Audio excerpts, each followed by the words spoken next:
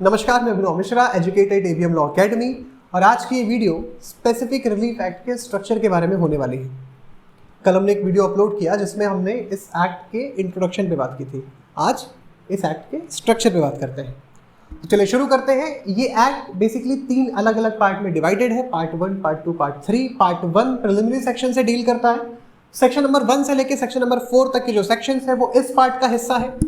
क्या है इस पार्ट में ऐसा? तो short title, extent, commencement, definition clause, saving clause. और जैसा कि हम सभी जानते हैं कि ये जो एक्ट है वो सिविल नेचर का एक्ट है और इस एक्ट को हम इंडिविजुअल सिविल राइट्स को प्रोटेक्ट करने के लिए ही यूज कर सकते हैं। तो वो चीज भी आपको यहां देखने को मिल जाएगी। पार्ट 2 बेसिकली स्पेसिफिक परफॉर्मेंस से डील करता है और पार्ट 2 का चैप्टर नंबर 2 भी इसी बारे में है। पर इसमें 6 अलग अलग चैप्टर आपको देखने को मिल जाएंगे। Chapter number 1 recovering position of property, section number 5 से लेके 8।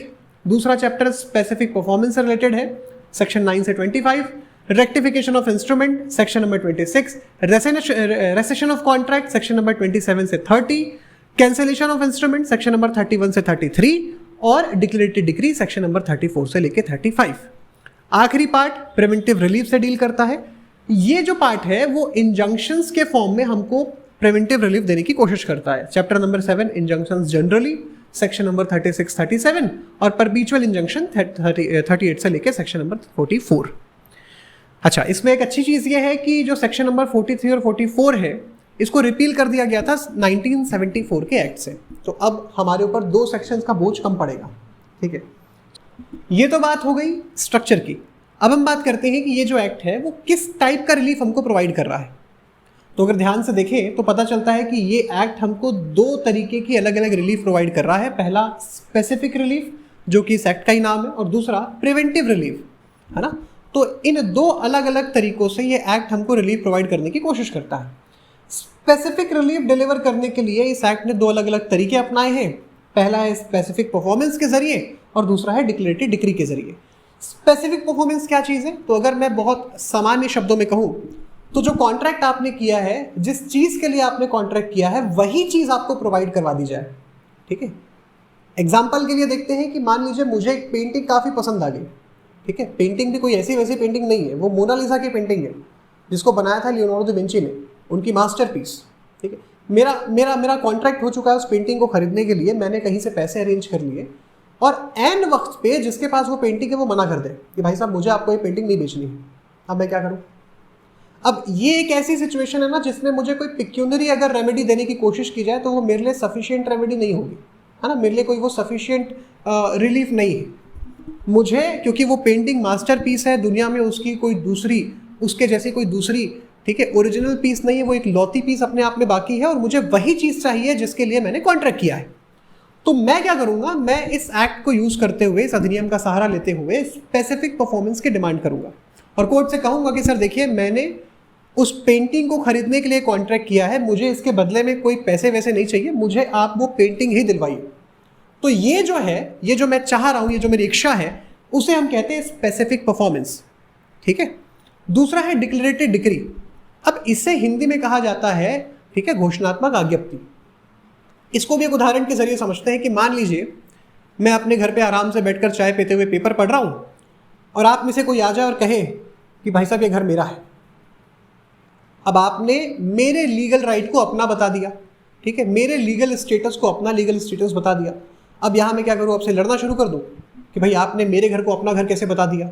ठीक है, तो यहाँ पर होगा क्या कि मेरे लीगल स्टेटस को, मेरे लीगल राइट्स को चैलेंज किया जा रहा है, उसके बारे में डिस्प्यूट पैदा करने की कोशिश हो रही है। ठीक है, और अगर इससे जल्दी नहीं निपटा गया तो हो सकता है कि एक लीगल डिस्प्यूट के रूप में आगे चल के एक बड़ा लीगल डिस्प्यूट बन जाए और कोर्ट में अल्टीमेटली हमको जाना ही पड़े। तो ऐसे में क्या है कि इसको वहीं पर रोकने के लिए हमारे सामने डिक्लेरेटरी डिक्री के फॉर्म में एक रिलीफ प्रोवाइड करने की कोशिश की गई है। करता क्या है ये कि भाई, क्योंकि वो मेरा लीगल स्टेटस है, मेरा लीगल राइट है उस प्रॉपर्टी पर, तो मैं कोर्ट जाऊं, कोर्ट में इस बात को प्रूफ कर दूं कि सर ये देखिए, ये मेरे प्रॉपर्टी के कागजात हैं और मैं ही इस प्रॉपर्टी का जो है ओनरशिप होल्ड करता हूँ। जब कोर्ट के सामने मैं ये सारी चीज़ें रख दूँ तो कोर्ट मेरी बात पर विश्वास करते हुए डिक्लेरेटरी डिक्री जारी कर दे। अब आप में से जिन्होंने भी मेरे उस अधिकार पर सवाल उठाया था कि भाई साहब ये घर तो मेरा है, मैं उन्हें कोर्ट की वो डिग्री दिखा दूँ। तो यहाँ होगा क्या कि कोर्ट एक ऐसी अथॉरिटी है जिनकी बातों की अपनी एक वैल्यू है। तो आपके बोलने से कोई फर्क नहीं पड़ता क्योंकि कोर्ट की डिग्री मेरे फेवर में है। तो इस तरीके से मैंने भविष्य में उठने वाले एक विवाद को शांत कर दिया, है ना, जो एक बड़ा एक लीगल डिस्प्यूट बन सकता था, मैंने उस डिस्प्यूट को डिक्लेरेटरी डिग्री के जरिए पहले ही खत्म कर दिया। तो इस तरीके से हमको स्पेसिफिक रिलीफ प्रोवाइड किया जाता है इस एक्ट के जरिए। अब बात होती है प्रिवेंटिव रिलीफ की। प्रिवेंटिव रिलीफ क्या चीज़ है? तो देखिए क्या होता है कि जैसा इसके नाम से ही आपको समझ में आ रहा होगा, ये प्रिवेंट कर रहा है। रिलीफ की ज़रूरत हमको तब पड़ती है जब हमारा कुछ नुकसान हो जाए, ठीक है, हमारे साथ कोई ऐसा एक्ट हो या कोई एक्ट हमारे प्रति ऐसा किया गया है जिससे कि हमारा कुछ नुकसान हो गया और फिर हम कोर्ट के पास जा रहे हैं कि भैया हमको रिलीफ चाहिए। जैसे कॉन्ट्रैक्ट किया हमने, कॉन्ट्रैक्ट को आपने ब्रीच कर दिया, अब ब्रीच ऑफ कॉन्ट्रैक्ट हो चुका है, हमको संविदा का पालन चाहिए, हम कोर्ट पहुंच गए रिलीफ लेने के लिए। ये जो पार्ट है, ठीक है, प्रिवेंटिव रिलीफ का, ये नुकसान होने के पहले ही उसको प्रिवेंट करता है। और क्योंकि नुकसान हुआ ही नहीं, उसके होने के पहले ही प्रिवेंशन हमको मिल रहा है, प्रिवेंट किया जा रहा है, इसीलिए इसको कहते हैं प्रिवेंटिव रिलीफ। जैसे एक एग्जांपल मैं आपके सामने रखता हूं, मान लीजिए एक किसान और एक बिल्डर जिनके बीच में एक प्रॉपर्टी को लेकर के डिस्प्यूट है। किसान का कहना है कि वो प्रॉपर्टी उसकी, वो जमीन उसकी जिस पर वो खेती करना चाहता है, और बिल्डर ने उसकी जमीन पर जबरन कब्जा कर लिया है। अब ये मैटर कोर्ट में है। इस बीच किसान को कहीं से पता चलता है कि बिल्डर उस जमीन पर कंस्ट्रक्शन करवाने वाला है। अब अगर उस बिल्डर ने उस जमीन पर कंस्ट्रक्शन शुरू कर दिया, ठीक है, मामला पेंडिंग है कोर्ट में, तो किसी के भी फेवर में वो मामला जा सकता है ना। अभी तक मामले में कोई निर्णय हुआ नहीं है, लेकिन अगर बिल्डर ने उस जमीन पर कंस्ट्रक्शन कर दिया, ठीक है, और बाद में जो फैसला है वो किसान के फेवर में आए, तो क्या किसान उस पर कभी भी खेती कर पाएगा? क्योंकि जमीन पर तो कंस्ट्रक्शन हो गया है, अब वो खेती करने लायक बची नहीं है।